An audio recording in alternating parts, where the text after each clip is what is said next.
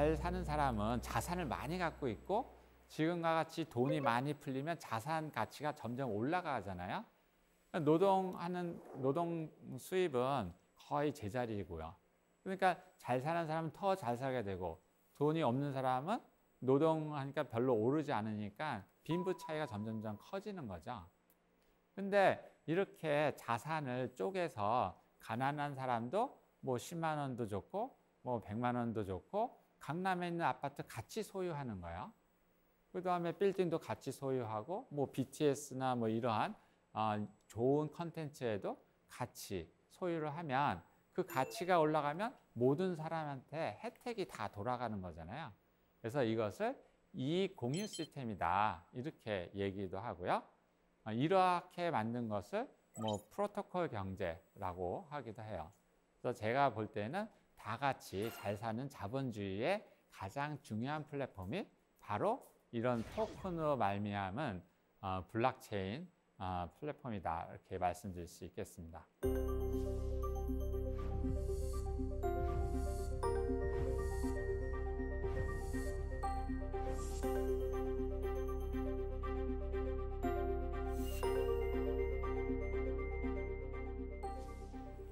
그래서 앞으로 다가오는 그런 세상이 디지털 자산인데요. 이게 어떤 리포트에 보면 2030년까지 거의 2200조 원 시대가 된다고 합니다. 매년 59%, 즉 60%씩 성장하는 산업이 되고요. 이런 산업에서 일단 자산을 제대로 평가하는 평가회사, 그러니까 뭐 BTS가 만든 뮤직비디오가 앞으로 얼마의 가치가 있고 얼마의 수입을 만들어낼 건가를 정확하게 판단해서 리포트를 하게 되고 그 리포트를 보고 내가 그 자산을 투자할 건가 말 건가를 결정하게 되는 거잖아요.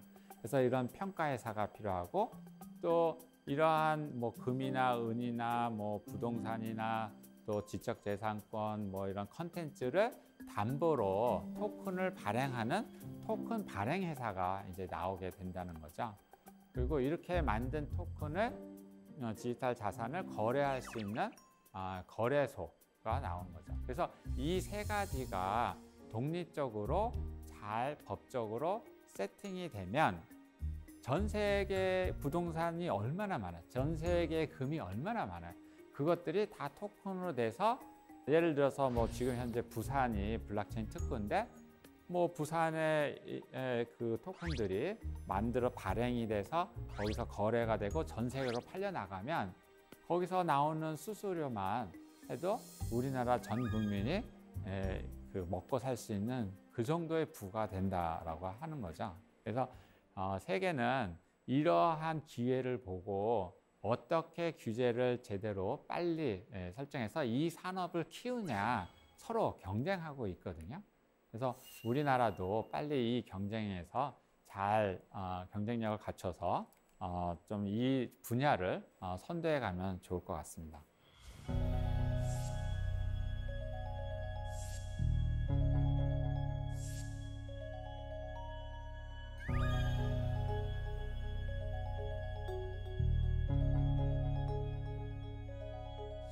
일단 디지털 머니가 되면 이 디지털 돈도 프로그램이 가능한 거죠.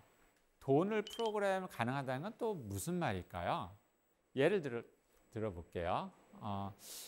우리 애가 게임을 너무 좋아했어요. 그래서 고등학교 때도 계속 게임하더니 대학에서도 내내 게임하더니 졸업하고도 게임을 하는 거야. 그래서 너무 이제 제가 부모로서 열이 나가지고 제가 게임 머니를 만들었어요. 그래서 게임 머니는 뭐냐면 그 머니에다가 어떤 게임을 할 수 있고 또 게임할 수 있는 시간은 어느 거고 그 다음에 또 몇 시부터 몇 시까지 게임하고 또 몇 분 할 수 있는지 이런 거를 프로그램을 넣어서 준 거죠. 그러면 이제 우리 아들은 그거를 사용하게 되면 그 정해진 시간에서만 우리가 게임을 할 수 있는 거죠. 그런 것처럼 우리가 돈을 어디에 쓰고 누가 어떻게 하는지 이런 것들 전부 다 프로그램에서 쓸 수가 있다라고 하는 거죠. 그래서 한 가지 또 재미난 얘기는 제가 이런 것들을 발표를 했더니 저 뒤에서 손을 드는 거야. 그래서 교수님, 네, 제가 알기로는 교수님도 아내분한테 용돈을 받아 쓰는데 그 아내분이 그러한 그 프로그램 머니를 주면 좋아하시겠어요? 그래서 제가 할 말이 없더라고요. 그래서 저는 그 돈을 받으면 해킹을 해서 제 마음대로 쓸게요. 뭐 이러고 말았는데, 근데 어쨌건 그러한 이제 투명한 사회가 될 수 있다라고 하는 거죠. 그리고 요즘 이제 재난지원금 많이 주잖아요. 근데 이런 디지털 머니로 주면 누가 그 디지털 머니를 받아서 어디에 언제 어떻게 썼다라고 하는, 물론 그 민간 정보는 빼고 그 돈의 흐름만 우리가 데이터를 얻어낸다 그러면 얼마나 이 재난지원금이 효과적으로 썼는지 우리가 알 수 있잖아요. 그럼 제2차, 3차 재난지원금을 줄 때 정말 필요한 사람한테 필요한 양만큼 주는 아주 정확한 새로운 정책을 만들 수 있는 거잖아요. 이런 것들이 다 디지털 머니의 장점이 되는 거죠. 그 다음에 이제 앞으로는 데이터가 돈이 되는 세상이 온다라고 하는 거죠. 그러니까 내가 어디에서 얼마나 무엇 때문에 썼는가, 이런 모든 데이터가 예전에는 그냥 그 신용카드 회사한테 다 줬는데, 신용카드 회사는 그거를 모아다가 자기 마케팅이나 뭐 이런 데 다 쓰고 저한테 그 이익을 공유하지 않았잖아요. 근데 이제 블록체인 세상에 오면 그 데이터는 내 것이라고 하는 데이터 주권을 우리가 주장할 수가 있죠. 그렇게 되면 그 데이터를 활용해서 돈을 벌면 분명히 내 지분이 있는 거죠. 이익을 같이 공유하는. 그래서 내가 쓰는 그 데이터가 이제는 돈이 되는 시대가 온다라고 하는 거죠. 우리가 요즘 뭐 기본소득 얘기를 많이 하잖아요. 근데 기본소득은 일단 돈을 나눠주면 눅 녹듯이 다 사라져 버리잖아요. 그 생활하고 나면. 근데 만약에 우리가 생활하면서 얻어지는 그 데이터를 얻어가지고 그 데이터를 주는 대가로 기본소득을 받는다 한다면 그 데이터가 남아서 새로운 인공지능을 학습시키기도 하고 더 좋은 정책을 만들기도 하고 해서 부가가치가 창출이 되는 거죠. 그러니까 새로운 산업을 일으킬 수 있는 거죠. 그래서 저는 기본소득 전에 이런 데이터 기반 기본소득이 있어야 된다라고 생각을 합니다. 그리고 앞으로는 이런 데이터가 국가 경쟁력의 핵심이 되는, 그러니까 우리 요즘 말로는 그 석유에 해당이 되잖아요. 원석에 해당이 되잖아요. 이게 바로 데이터가 파워가 되는 그런 세상이 올 거기 때문에 이제 여러분이 만들어낸 그 모든 데이터에 대해서 데이터 주권을 주장해야 된다라고 생각을 합니다.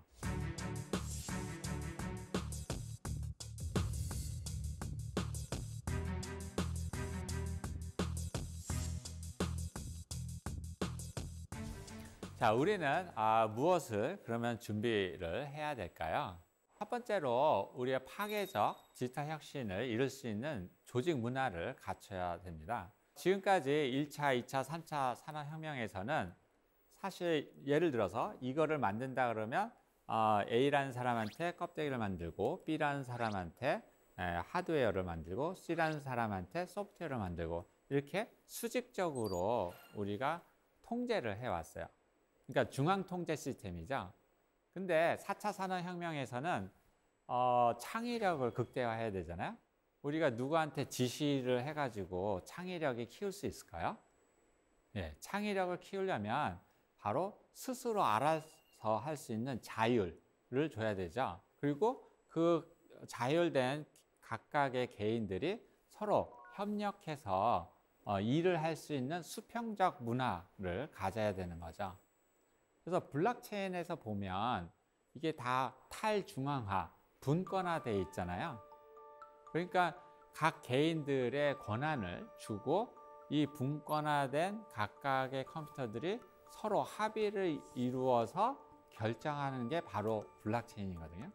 이와 같이 블록체인 정신에 입각해서 우리 조직 문화를 수직적 문화에서 수평적 문화로, 그리고 중앙 시스템 문화를 탈중앙화된 문화로 우리가 바꿔야 새로운 아이디어를 내놓을 수 있다라고 하는 거죠. 물론 뭐 모든 것들을 다 탈중앙화 시킬 수는 없지만 창의력이 필요한 뭐 R&D 부서나 뭐 일부에 대해서 이런 것들을 시도를 할 만하다고 생각을 합니다. 그 다음에 두 번째로 우리가 갖춰야 될 것은 바로 정보, 지능, 플랫폼 기술을 우리가 확보를 해야 되는 거죠. 그래서 우리가 아날로그에 머물러 있던 그런 여러 가지 비즈니스들이 이제 만나지 못하니까 비대면으로 넘어가고 비대면의 필수적인 게 바로 디지털이잖아요. 그래서 우리가 디지털 전환을 좀 더 가속화해서 가야 된다라고 생각을 합니다.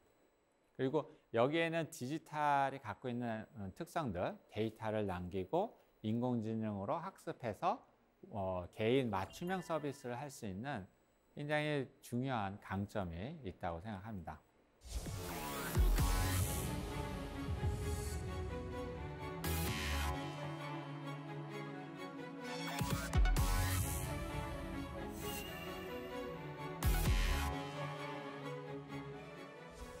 혁신이란 새로운 시장을 만드는 것이 아니라 시장의 주체를 바꾸는 것이다. 예, 우리가 새로운 시장을 만드는데 엄청난 시간과 노력이 들어가잖아요. 근데 아날로그로 되어 있는 시장을 디지털 기술로 가져오면 되는 것입니다. 오늘 이렇게 블록체인 되게 어려운 주제에 대해서 우리 다뤘는데요.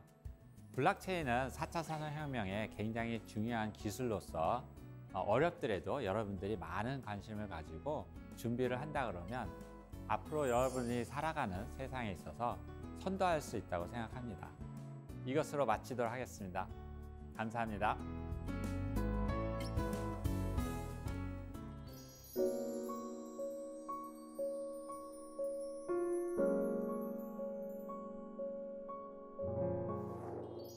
네, 강연 잘 들었습니다. 예. 블록체인에 대해서 돈에 대해서부터 시작을 했는데 이야기를 듣고 나니까 블록체인이 한 세계관이라는 생각이 드네요. 예. 오늘 4세계 공동체 여러분께서 미리 질문을 보내주셨는데요. 함께 볼게요. 먼저 조만기 씨의 질문입니다. 디지털 화폐가 악용되지 않으려면 어떤 노력을 해야 될까요? 디지털 화폐가 악용되지 않으려면 어떤 노력이 필요할까요? 일단 법제화가 될 필요가 있겠죠. 그래서 디지털 월렛이라고 하죠. 지갑에다가 누가 누구한테 돈을 보내는지 알기 위해서는 사실 디지털 월렛을 실명제가 또 필요하잖아요. 그러면 이제 DID라고 해서 디지털 신원 확인하는 서비스가 또 있어야 되죠. 네. 이런 것들이 다 규제 안에서 법제화가 돼가지고 투명하게 쓸 수 있도록 해야 되고, 또 이것이 누가 누구한테 보냈는가를 다 알면 그야말로 정부는 모든 국민들의 생활을 다 보는 거잖아요. 그렇죠. 그러니까 사생활 침해가 또 될 수 있거든요. 요즘 말하면 소위 빅브라더 같이 네. 될 수 있기 때문에 법제화가 돼서 이것들을 만약에 불법적으로 본다 그러면 강력한 처벌을 할 수 있는 법 조항이 필요한 거죠. 네, 다음 질문 보겠습니다. 김영은 씨의 질문입니다. 블록체인 공부를 하고 싶은데 종류가 너무 많아서 어렵게 느껴져요. 혹시 쉽게 시작할 수 있는 방법이 있을까요? 저도 마찬가지거든요. 예. 공부를 하긴 해야 하는데 어디서부터 뭘 어떻게 해야 하나 막막해요. 뭐부터 하면 좋을까요?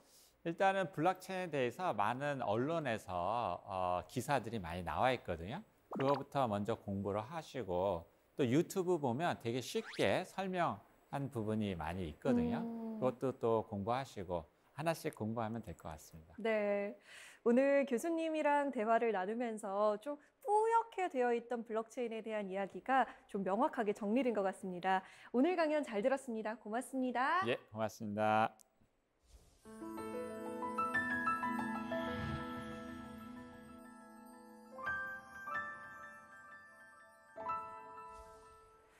기온이 갑자기 내려가면 사람만 병이 나는 것이 아니죠. 차도 마찬가지입니다.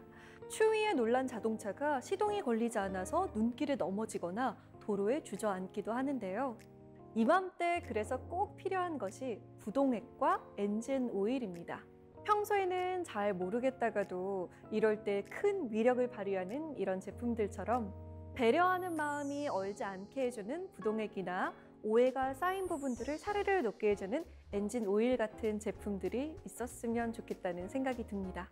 사장의 공동체 승이다. 저희는 다음 시간에 찾아오겠습니다. 고맙습니다.